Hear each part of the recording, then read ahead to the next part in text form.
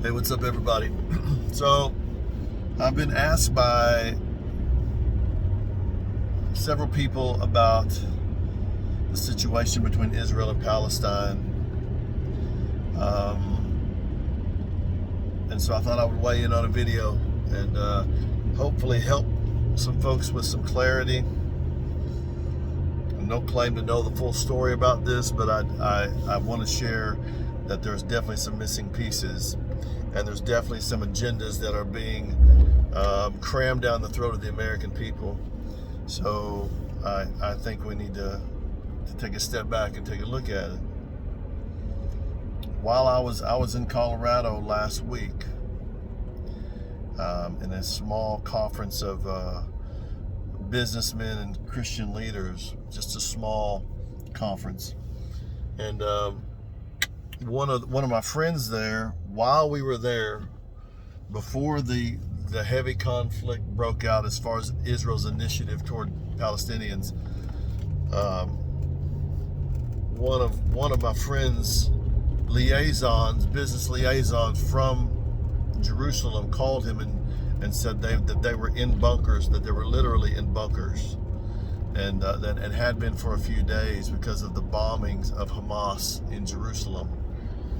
And so I don't really watch the news, but I sure didn't see hardly any updates about any of this stuff on my phone or anything. I think it's amazing how the powers that be and the voices that be just want to filter what they want to filter to give us what we want, to project the imagery that they want us to see.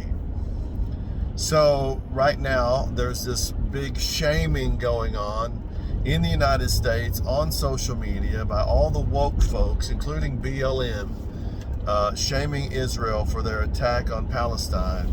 And ladies and gentlemen, I don't know if you saw this or not. You may have.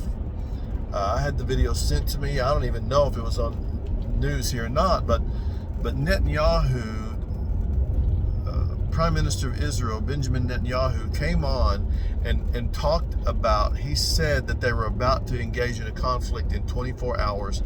He gave Palestine a warning. He said they had been bombing them incessantly over and over and over for years, and many of the world community had just asked Israel to take it in the name of peace, basically, and ask Palestine, because they know that according to the Bible they're a wild donkey. Anyway, you can't calm those folks down regardless for any particular amount of time, but just ask Israel to pipe down, take it, whatever. And Israel just finally said, we're not taking this anymore. All right. Palestine would come and bomb and try to destroy and kill women, children, all civilians. It didn't matter. Can you imagine if you were adjacent to a people sharing a land with the people that have it written in their national declarations, the destruction, the annihilation of the children of Israel? Can you imagine trying to coexist with a group like that? Israel doesn't have anything like that in what they've written. They don't have anything like that in mind at all. But let me just say this to you. This story begins way back in the Old Testament. It begins with Abraham, and God promises Abraham he's going to have a son. And Abraham and Sarah get impatient, and Sarah gives her servant Hagar to Abraham and says, well, maybe God's going to do this through your servant. So Abraham says, sounds like a good idea to me. And so so Abraham goes into Hagar. She has a son. His name is Ishmael. God comes back and says, Ishmael will not be your heir. This is not Isaac will be the one who's promised. Right after, a while after Hagar had Ishmael, Sarah got pregnant according to the promise of God. So God's original intention still stayed. Abraham tried to develop a plan B, and plan B's always end up in Ishmael's, and we are in an Ishmael problem right now. Let me explain. Over time, Hagar and Sarah began becoming conflict, and Ishmael was mocking Isaac, and Sarah wanted Ishmael and Hagar sent away. And God told Abraham to do what she asked, and so they did. And God promised Hagar, because it wasn't her fault what had gone down. God promised Hagar that her son would be the father of many nations, and he has been. But here's the problem.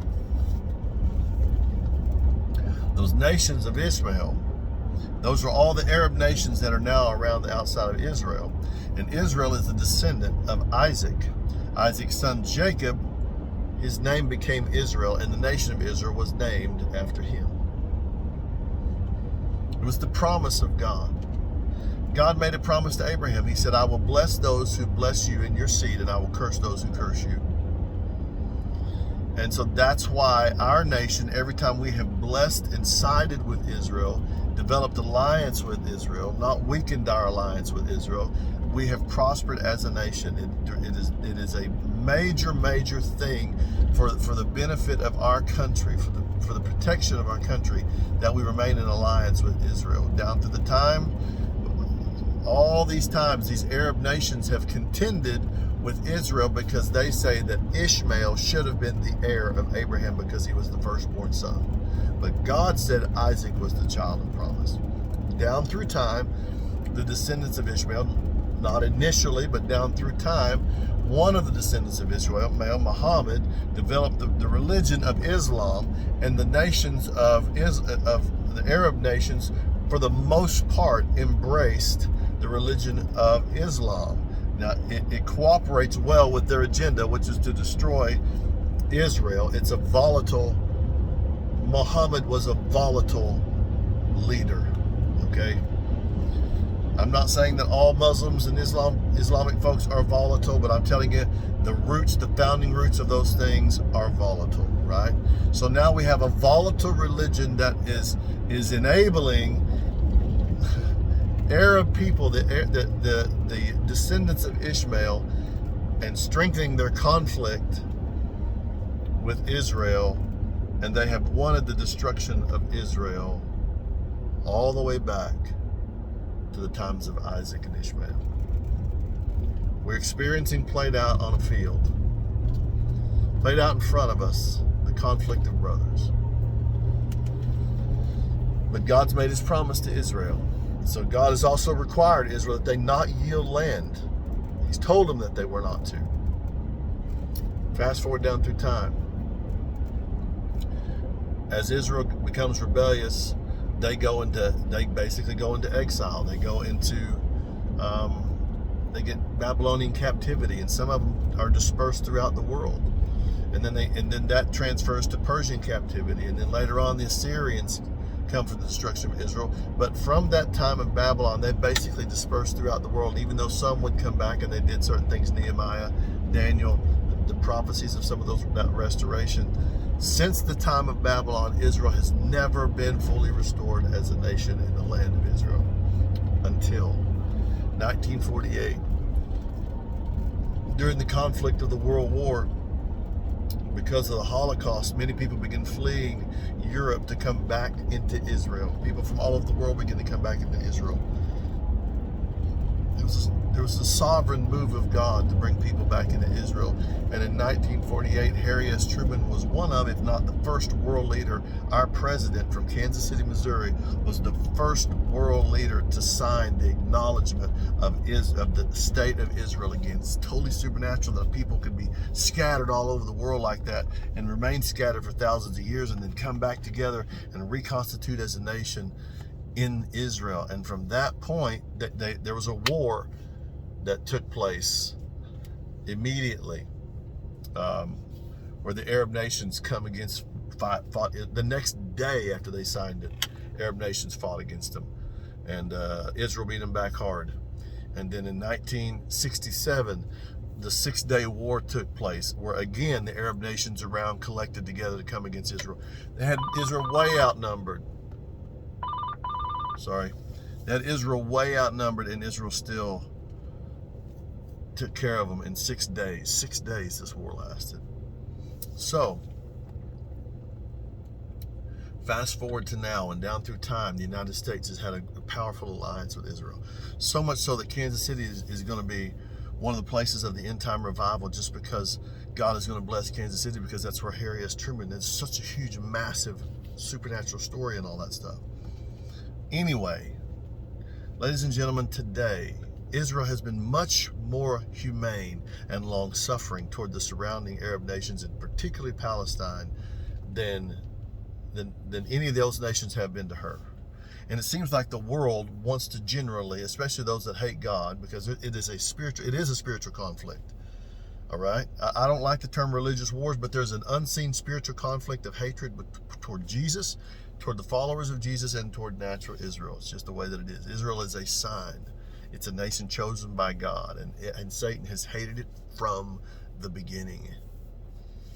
And so now there's this drive across social media, the empathetic and people feeling sorry for Israel, for Palestine, and it's just inhumane what Israel's doing, and that they pay zero attention to the fact that Palestinians have been terrorizing Israel for decades, and Israel basically just slapping them back until it's come to an absolute head now. And Israel has said enough, and the support of the United States, this president is weak. He has no intention of supporting Israel. He's part of that group.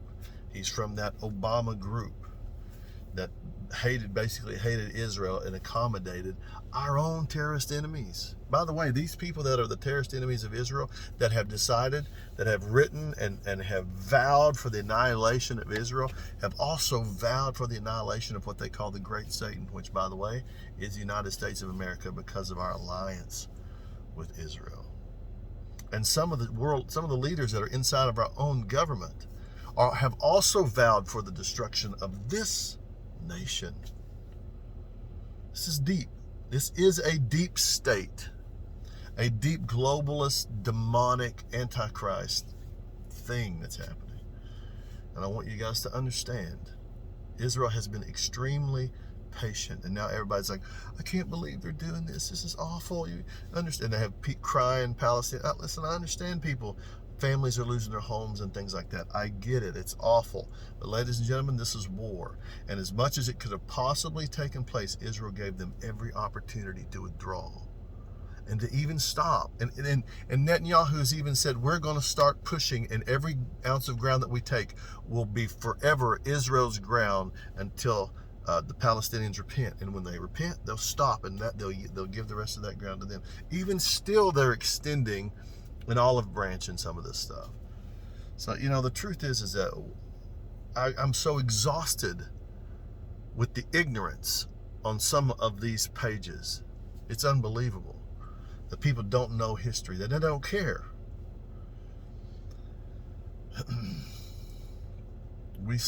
This country needs to support Israel. President Trump was one of the greatest supporters of Israel of all time. Look what happened to our economy while I was here. Look what's happening to our economy now. Look what's happening at the gas pumps. Yes, our economy is still pretty strong, but take a look around you. Take a look around you at the inflation, all the things that are taking place. This is just one factor, but we definitely don't need to leave our support of Israel. We need to pray for Israel. Sitting where I'm sitting, I don't exactly have a huge voice in the Arab-Israeli conflict. But you know what I do have? I do have the ability to pray and to give my endorsement. And God says, I will bless those who bless you, Abraham and Israel, and I will curse those who curse you. So, I'm a descendant of Abraham spiritually by Jesus, and I'm going to bless the nation of Israel. God bless you. That's my take.